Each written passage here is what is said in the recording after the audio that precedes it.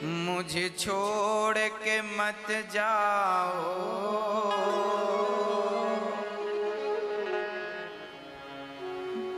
गोविंद चले आओ।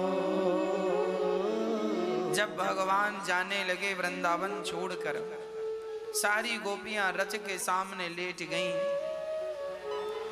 और बस यही कहने लगीं, मुझे छोड़ के मत जाओ,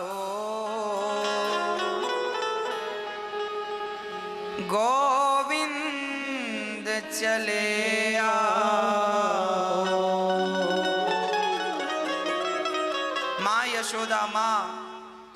यशोदा मैया दौड़कर मक्खन रोटी लेकर आई। कन्हैया हमें छोड़ कर ना जाओ। कन्हैया ने कहा, माँ 2 दिन में आ जाएंगे। कंस को मारकर पढ़कर जब भगवान श्री मथुरा जी आए, वहां भगवान आज भोजन करने बैठे। तो भोजन करने जब बैठे तो माता देवकी ने आज श्याम सुंदर को भोजन की थाली में मक्खन परोस दिया। और जब मक्खन सामने आया तो भगवान श्री कृष्ण की आंखों में आंसू आ गए। भगवान रोने लगे।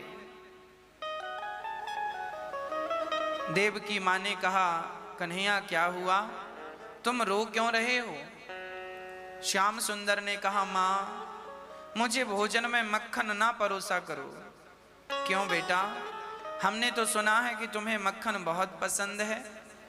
माँ पसंद तो है, पर जैसे दर्पण में व्यक्ति की सूरत नजर आती है ना, ऐसे मैं जब मक्खन को देखता हूं तो मुझे मक्खन में माँ की, यशोदा माँ की सूरत नजर आ जाती है। माँ यशोदा का वो रोता हुआ चेहरा मेरी आंखों के सामने आ जाता है। जब मैं आ रहा था तो माँ मुझे रोक रही थी, कन्हैया तू नहीं आया ना मैं मर जाऊंगी।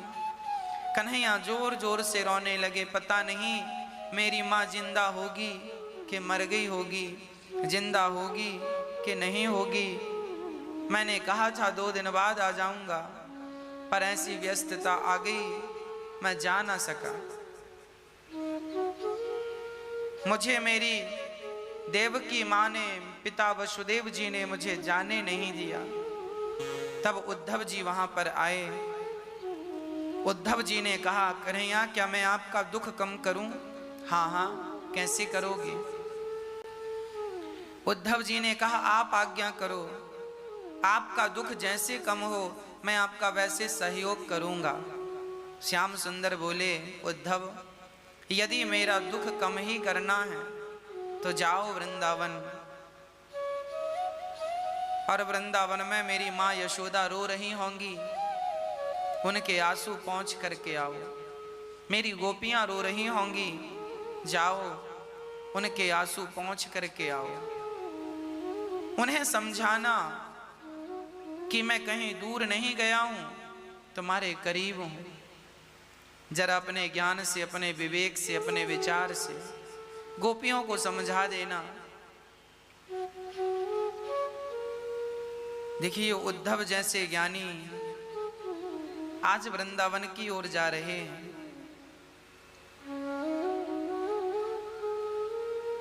भगवान जिससे बहुत प्यार करते हैं ना, जिससे भगवान अत्यधिक प्यार करते हैं, उसे वृंदावन की तरफ भेज देते हैं। भगवान श्री कृष्ण उद्धव जी से बहुत प्यार करते थे, पर उद्धव में एक कमी थी। उस कमी को पूरा करने के लिए भगवान ने उद्धव जी को वृंदावन भेजा। कौन सी कमी थी? उद्धव जी ज्ञानी बहुत थे, पर उद्धव जी के अंदर प्रेम बिल्कुल नहीं था। प्रेम से शून्य थे श्री उद्धव जी, और भगवान बहुत प्यार करते हैं उद्धव जी को। वृष्णीनां प्रवरो मंत्री कृष्णस्य दयितः सखा शिष्यो बृहस्पते साक्षात् उद्धवो बुद्धिसत्तमः।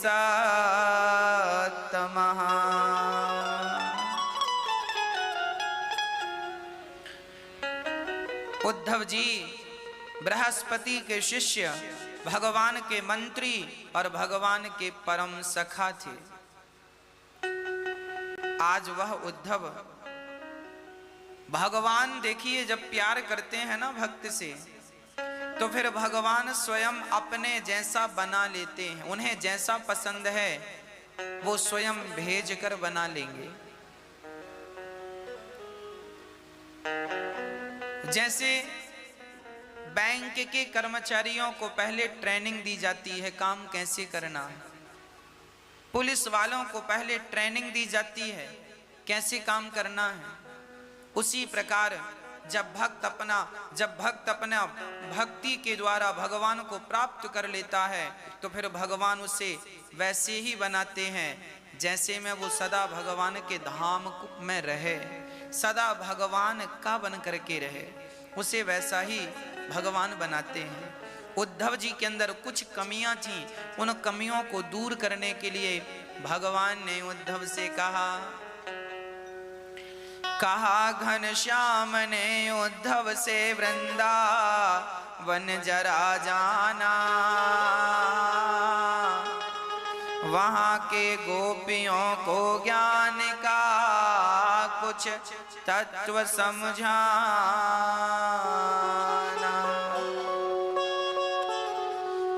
विरह की वेदना में वे सदा बेचैन रहती हैं, तड़प कर आह भरती हैं और रो रो कर ये कहती हैं। उद्धव जानते हो हमारी गोपियां क्या कहती हैं? क्या कहती हैं?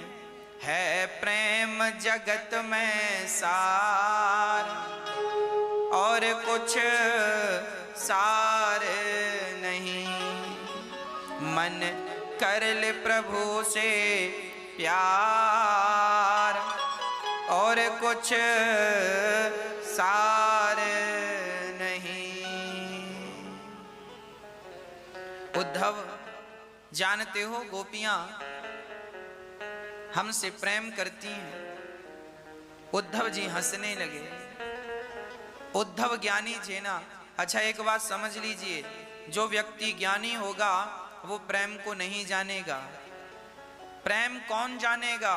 प्रेम वही जानेगा सोई जानहि जेहि देहु जनाई, जानत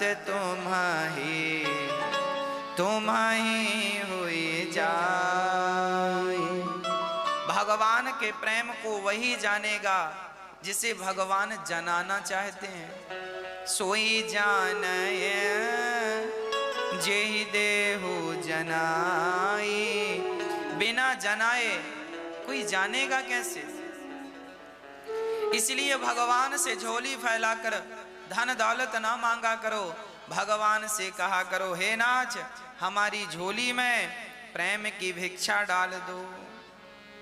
जब तक जीऊं मैं केवल आपसे प्रेम करूं प्रभु, मुझे और कुछ ना चाहिए, सिर्फ गोविंद आपके चरणों का प्रेम चाहिए, केवल मैं प्रेम करता रहूं। कहा उद्धव ने हंसकर मैं अभी जाता हूं वृंदावन। उद्धव ने कहा अच्छा वो प्रेमी है, मैं ज्ञानी हूं। उद्धव को अपने ज्ञान का बड़ा अहंकार था। उन्हें लगा ज्ञान ही श्रेष्ठ होता है, ज्ञानी को लगता है ज्ञान सबसे श्रेष्ठ है। पर ना, ईश्वर को भला हम क्या पाएंगे? ज्ञान में कितनी ताकत है।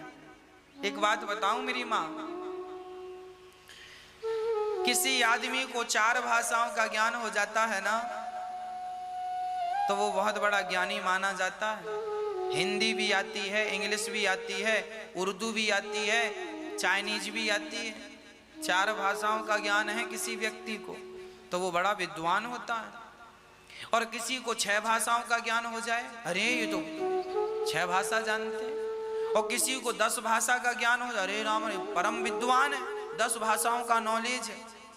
और किसी को 50 भाषाओं का ज्ञान हो जाए, तेलुगु, मलयालम और मराठी भी जानने लग जाए और सारे देशों की भाषाएं जानने लग जाए। याद रखना मेरी माँ, कोई कितना भी ज्ञानी हो उसको ज्यादा से ज्यादा 10 भाषाओं का ज्ञान होगा। कोई कितना भी ज्ञानी हो ज्यादा से ज्यादा 20 भाषाओं का ज्ञान होगा। और कितना भी ज्ञानी हो ज्यादा से ज्यादा उसे 50 भाषाओं का ज्ञान होगा। और ज्ञानी होगा तो उसे ज्यादा से ज्यादा 100 भाषाओं का ज्ञान होगा। इतना ही तो होगा। पर आप समझिए कि भगवान कैसे हैं। अरे भगवान चींटी की भाषा भी जानते हैं, हाथी की भाषा भी जानते हैं। भगवान तो मधुमक्खी की भाषा भी जानते हैं, कीट पतंगों की भाषा भी जानते हैं। आप किसी भी भाषा में भगवान की प्रार्थना कीजिए, भगवान सारी भाषाओं का नॉलेज रखते हैं, क्योंकि भगवान प्रेम और भाव को जानते हैं।